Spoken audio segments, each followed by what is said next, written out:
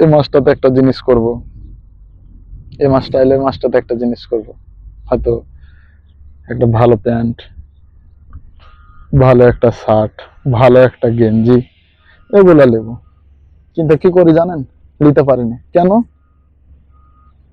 নেওয়ার আগে স্যালারি পাইলে খবর আছে বাড়ি থেকে কি যে ভাইয়ের ফিস দিতে হবে, ছাইলের ফিস দিতে হবে, নাই তো ও বাড়িতে বিয়ে হয়েছে হবে, তো বাড়িতে জাফর দিয়ে গেছে, তো জাফর খাইতে যেতে হবে, তো 1,000 টাকা কেমন করে দেবো, কম করে হলে 5,000 টাকা দিতে হবে। কিসের লেগে? আমি প্রবাসী ভাই, আমি প্রবাসী, আমি প্রবাসী ভাই, আমার টাকা অনেক, লাখ লাখ টাকা ইনকাম করে দিনে ভাই, এই জন্য 1,000 টাকা হবে না। বাইরের মানুষও কহে কি যে দেখ প্রবাসীর মায়া ছেলে পিলা এসে কি দিয়ে গেছে, 1,000 টাকা দিয়েছে প্রবাসীরা, প্রবাসীর মায়া ছেলে পিলা এসে বাপ মা এসে 1,000 টাকা দিয়েছে। আরে ভাই, এই 1,000 টাকা, 1,000 টাকা কষ্ট কেউ দেখাতে পারবে না। টাকা 1,000 টাকা, 1,000 টাকার কিন্তু কোনো মূল্য নাই যুগ হিসাবে। যুগের যেরকম জিনিসের দাম পাত্র কিছু মূল্য নাই।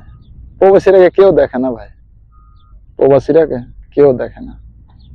বাইরে আসবেন কবে এরা প্রবাসী, দেশে যাবেন ও প্রবাসী। প্রবাসী আমরা কোনো দিককারই থাকলাম না, না ঘাটের না নদীর, মানে এভাবে একটা কথা আছে না, আমরা কোনো দিকে থাকলাম না।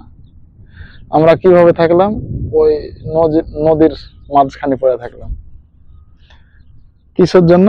ওই যে আমরা প্রবাসী, এই জন্য আমরা নদীর মাঝখানে থাকলাম। তো যাই হোক, অনেক কথাই বললাম। দেখেন, যারা দেশে আছেন অবশ্যই চেষ্টা করবেন, প্রবাস থেকে যদি কেউ কল দেয় অবশ্যই ওর সাথে ভালোভাবে কথা বলার চেষ্টা করবেন। মাঝে মধ্যে আপনারা কল দিয়েন, কল দিয়ে জিজ্ঞাসা করবেন কেমন আছিস, কি খাইছিস, আজ ঈদের দিন কি বানাইছিস কি না বানাইছিস, দেখি কি খাচ্ছিস। এমন লাগে কি যে আপনারা, ওরা মুখ দিয়ে বলে দিয়েছে তো থেকে গেছে। মাঝে মধ্যে দেখতে চাইবেন কি যে কি খাচ্ছিস, কিভাবে খাচ্ছিস, একটু দেখা, আমরা দেখি কিভাবে খাই।